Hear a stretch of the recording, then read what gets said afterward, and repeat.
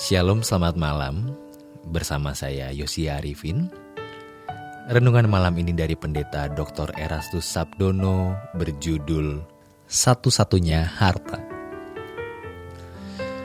Dalam kehidupan ini ada hanya dua jenis harta. Yang pertama Allah sendiri, yang kedua apapun yang bukan Allah.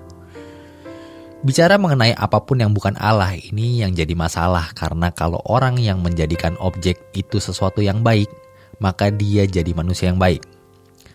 Kalau orang menjadikan objek sesembahannya sesuatu yang salah, dia menjadi jahat. Sebagai umat pilihan atau orang Kristen, tidak harus menjadikan Allah sebagai satu-satunya harta. Kalau tidak menjadikan Allah sebagai satu-satunya harta, berarti memilih yang lain.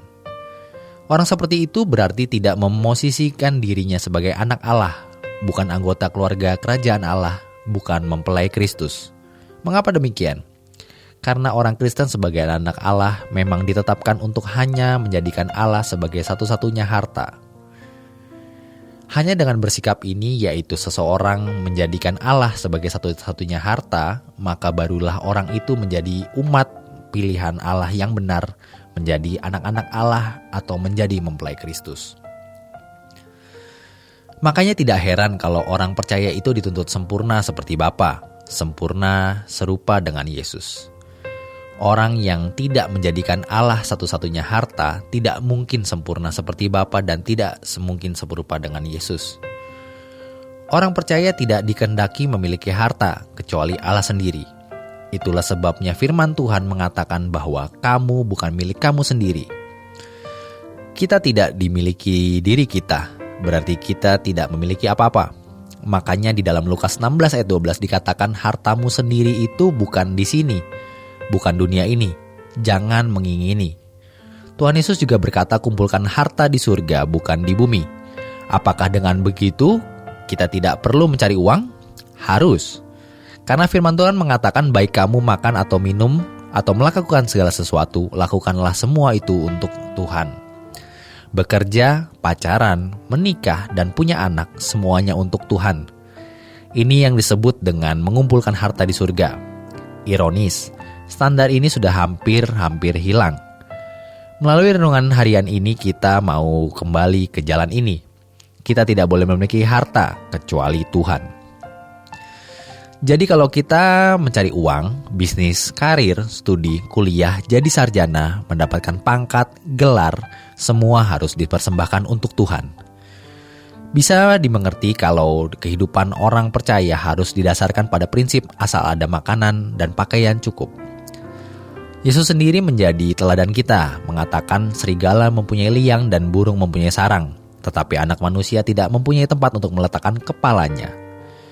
Dalam hal ini sebenarnya kekristenan yang sejati diajarkan Yesus hanya bisa dikenakan oleh orang-orang nekat. Orang-orang yang berani tidak wajar. Kalau tidak nekat pasti hidupnya dalam kewajaran seperti manusia lain. Inilah yang membuat kekristenan merosot selama berabad-abad sampai hari ini.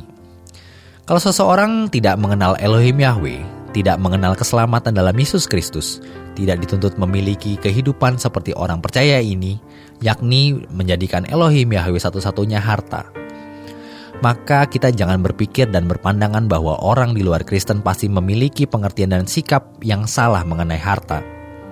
Kita tidak bisa membandingkan orang Kristen dengan mereka yang tidak mengenal keselamatan dalam Yesus Kristus. Memang mereka tidak memiliki pengertian mengenai keselamatan dalam Yesus Kristus dan tidak mengenal Allah Abraham, Ishak dan Yakub.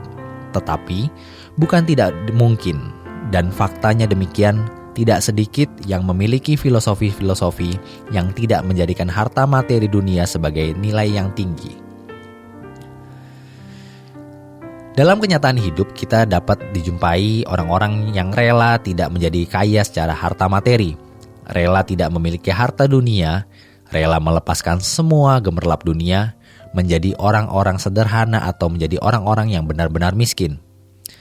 Banyak orang menganggap keadaan itu keadaan yang mulia dan terhormat. Dalam kisah Siddhartha Gautama kira-kira 500 tahun sebelum Tuhan Yesus lahir, anak dari Raja Sri Bagendya Raja Sodahana merasa berduka melihat orang sakit menjadi tua dan meninggal. Beliau meninggalkan gemerlap istana sebagai putra mahkota yang semestinya duduk di tahta sebagai raja.